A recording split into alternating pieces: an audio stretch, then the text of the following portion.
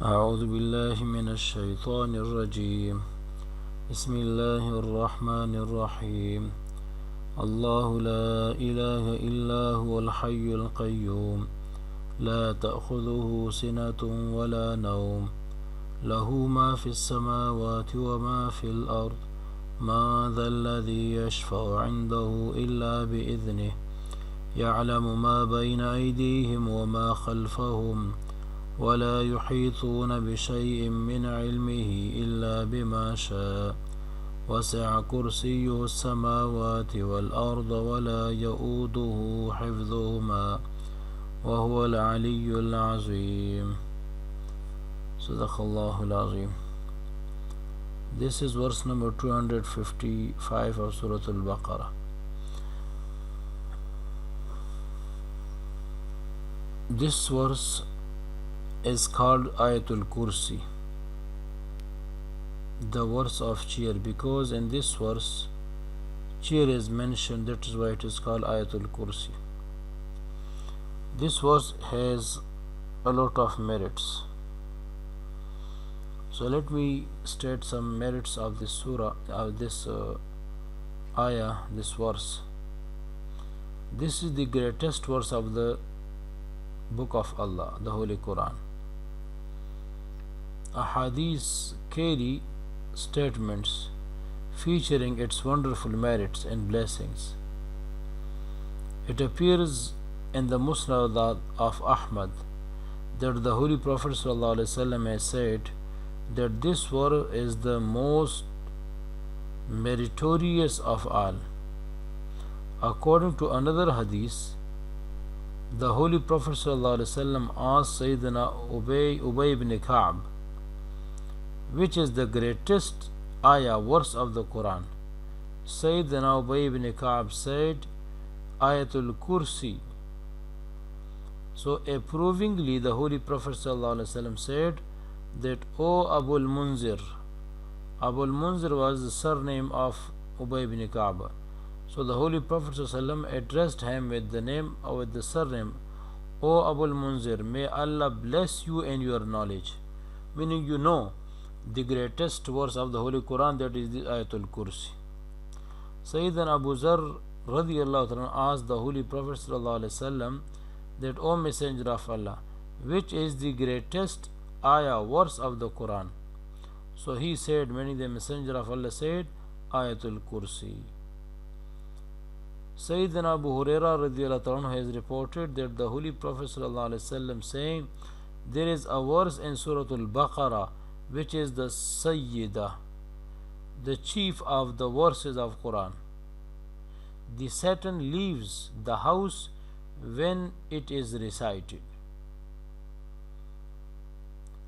According to a hadith in the book of Nisa'i, the Holy Prophet ﷺ said, if someone recites Ayatul Kursi after every farz prayer, after every obligatory farz, nothing stops him from entering paradise except death.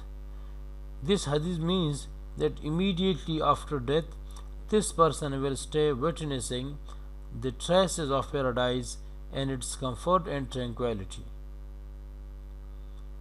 So let me explain the summary of this present verse.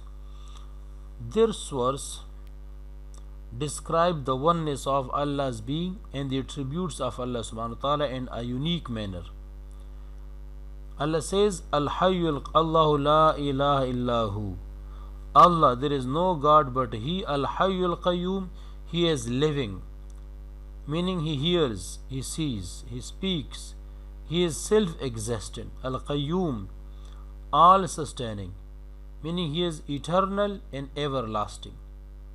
He is the innovator and the creator of the entire universe, and He is above changes and effects. He is the master of the whole universe. He is so exalted in His majesty that no one can speak Him before Him without His permission. He is the wielder of such absolute power that the tremendous functions of creating the universe sustaining it and making it work steadily does not cause him to tire or relax. So, all encompassing is his knowledge that not the minutest possible atom or drop, open or hidden, could stay out of it. This is in brief the core sense of the verse. Now let us take up the meanings of its words in some detail. So this verse has 10 sentences. The first sentence is Allahu la ilaha illahu. Allah, Allah, there is no God but He. The word Allah is like a proper noun for Allah's being.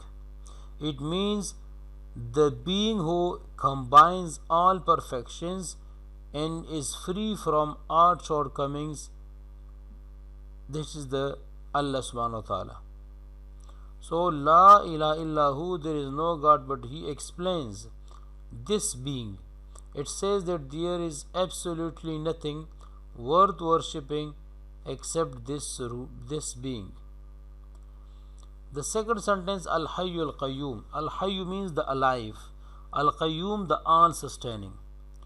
The word Hayyun means in Arabic language living. So out of the divine names, the introduction of this word is to emphasize that He is ever living and He is everlasting. He is above and beyond death. The word Qayyum is derived from Qiyam, which means to stand, and Qaim in Arabic means the person who stands. So the words Qayyum and Qayyam are the forms of exaggeration. They mean one who himself stands firmly and keeps others sustained and supported, all simultaneously. So Qayyum is the attribute of Allah Almighty, with which no created being can be associated.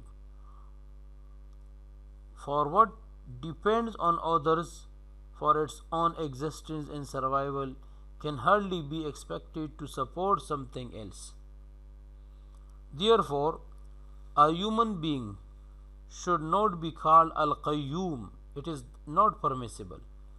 People who correct the name Al-Abdul Qayyum, the son of Qayyum, by casually using just the second part, Qayyum, so they commit a grave sin, a grave error, because they split the good name Abdul Qayyum, the servant of Qayyum, and they call just Qayyum, so it is a sinfulness.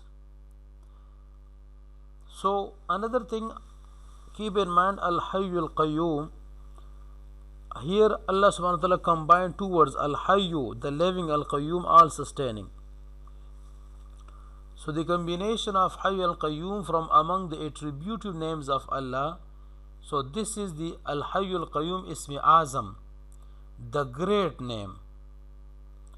According to several revered elders, Sayyidina Ali radiallahu anhu says that there was a time during the battle of Badr when I wished I could see what the Holy Prophet ﷺ was doing.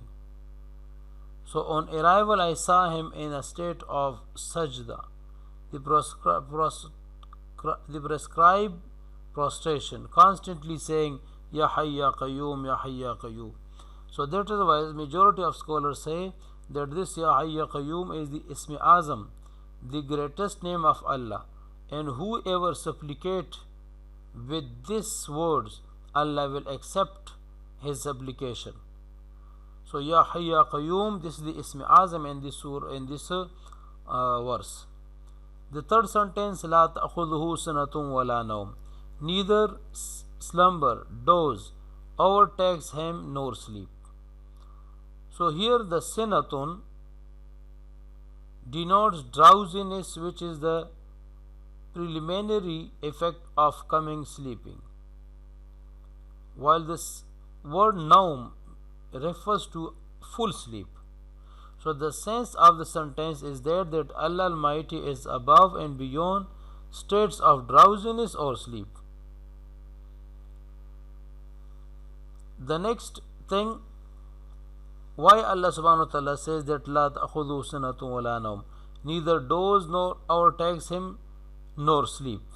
Actually, when the word Qayyum appearing in the previous verse told man that Allah is holding in perfect working unison the whole universe, which includes in itself all skies and earths and all there is in them.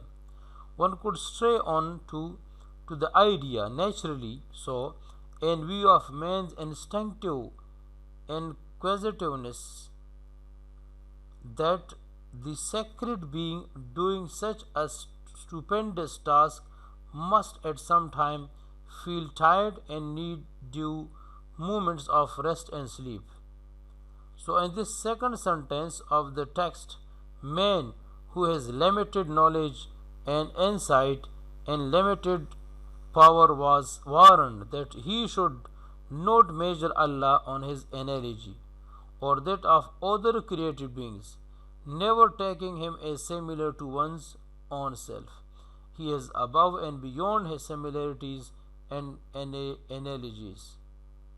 His power is absolutely perfect, before which these doings are neither difficult nor tiresome, and that his sacred being is above and beyond all sense effects, weariness, exhaustion, drowsiness, and sleep. The fourth sentence, Lahu ma fis samawati wa ma fil ard. To him, meaning to Allah, belongs what is in the heavens and what is on the earth. So, it shows the ownership of Allah subhanahu wa ta'ala, that what is in the heavens and what is in the earth, they all belong to Allah subhanahu. He is the real owner of all these things. The fifth sentence, Man dhal ladhi yashfa'u indahu illa bi'idhni.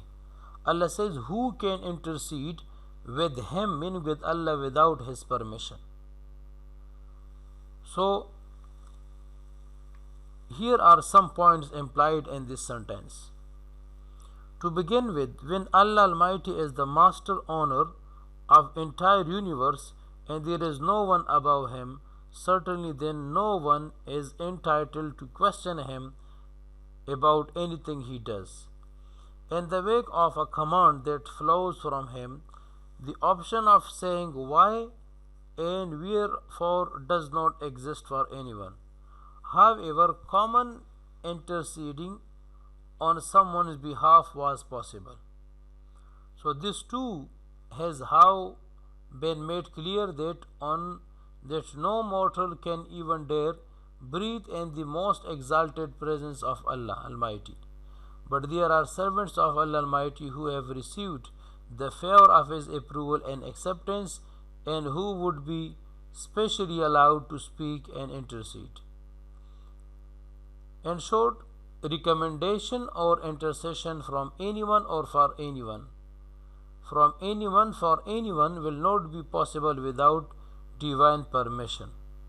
It appears in Hadith that the Holy Prophet ﷺ said, on the day of resurrection, I shall be the first to intercede on behalf of all human communities. Actually, when will be on the day of resurrection, Allah will not start reckoning with the people. So then the Holy Prophet ﷺ will do intercession on behalf of all the people, then Allah will start.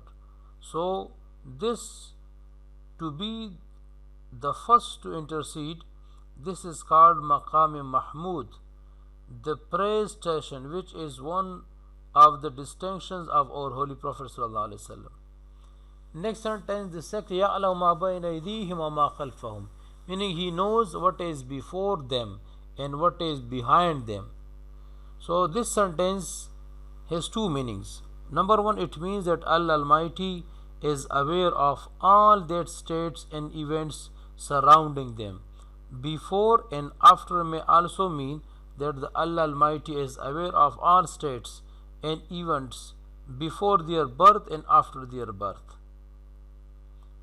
And it is also possible that before refers to states and events that are open to men, and after denotes states and events that are hidden. So if so, it would mean that The human knowledge covers certain things and does not cover certain others. Some things are open before a human being and some are hidden. But before Allah Almighty, all these are equal. His knowledge encompasses all these things equally. The seventh sentence, وَلَا يُحِيطُونَ بِشَيْءٍ مِّنْ عِلْمِهِ, they encompass nothing of his knowledge except what he wills.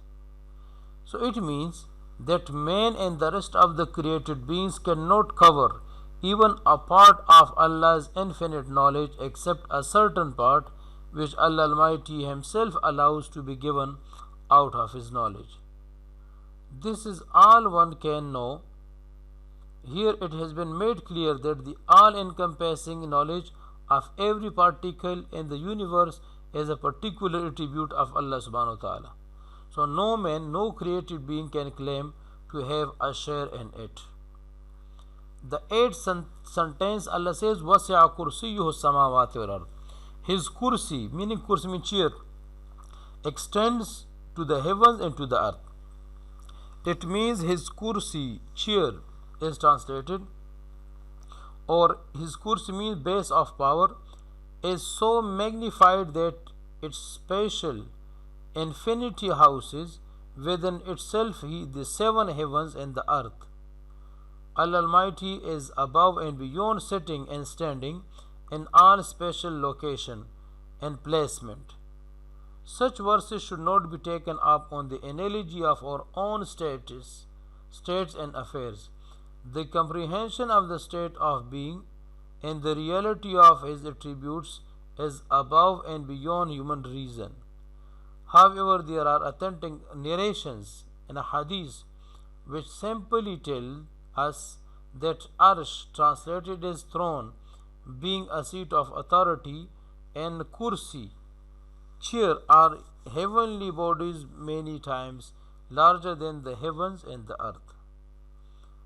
So Ibn Kasir rahmahullah has reported from Sayyidina Abu Zar Ghifari radiyallahu anhu that he asked the Holy Prophet sallallahu alaihi wasallam as to what the kursi was and what did it look like. He said, by Allah, who is the master of my life, the seven heavens and the earth as compared with kursi are like the small circle of a finger ring lying on a huge plain.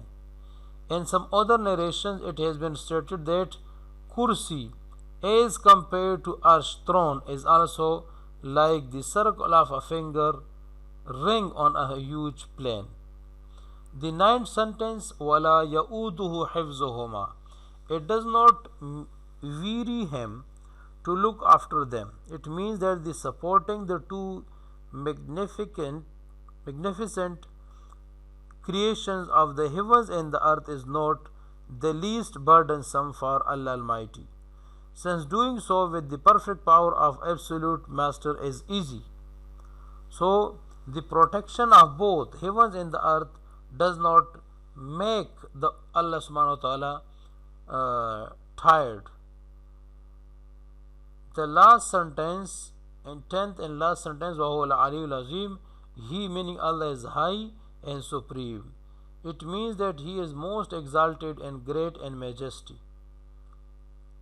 So this is the summary of this present verse.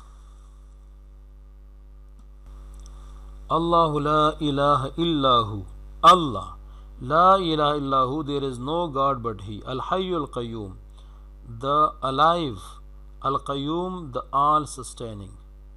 La ta'khudhuhu sinatun wa la nawm. Sinatun, doze, neither doze overtakes him, wala nawm, nor sleep. Lahu ma fis samawati wa ma fil ard, to him, meaning to Allah, belongs ma, what is fis samawati, in the heavens, wa ma fil ard, and what is on the earth. Man dhal ladhi yashfa indahu, who can intercede with him without his permission. Ya'lamu ma bayna aydihim wa ma khalfahum, he knows what is before them and what is behind them.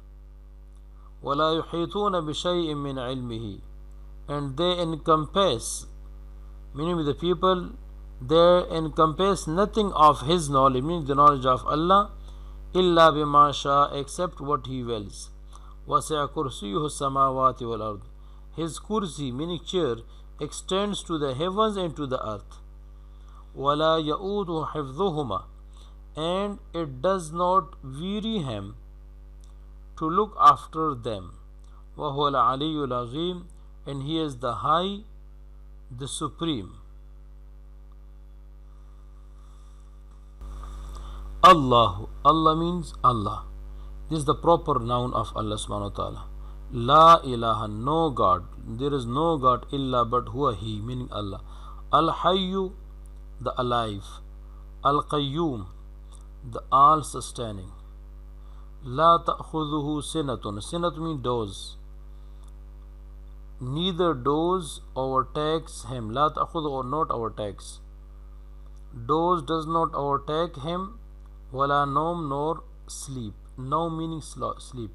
Lahu, to him belongs ma fi samawati, what is in the heavens, fi in as-samawat, heavens, wa ma fil ard, and what is on the earth.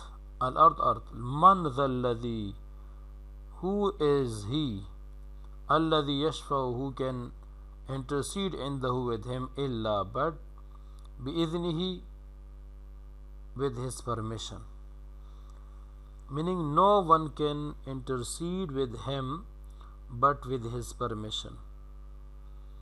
Ya'lamu, he knows, ma, what, bayna aydihim, before them, bayna aydi, before them, wa ma, and what is, khalfahum, behind them.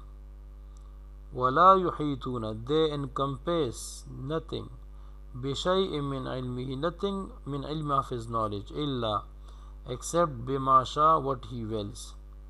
Wasi'a, extends, kursiyu, his kursi, his chair, his chair, kursi, extends as-samawati, to the heavens, wal ardi, and to the earth. Wala ya'uduhu, wala ya'udu does not make him tire, or wala ya'udu, does not weary, who him, hifzuhuma, to look after them, meaning looking after them.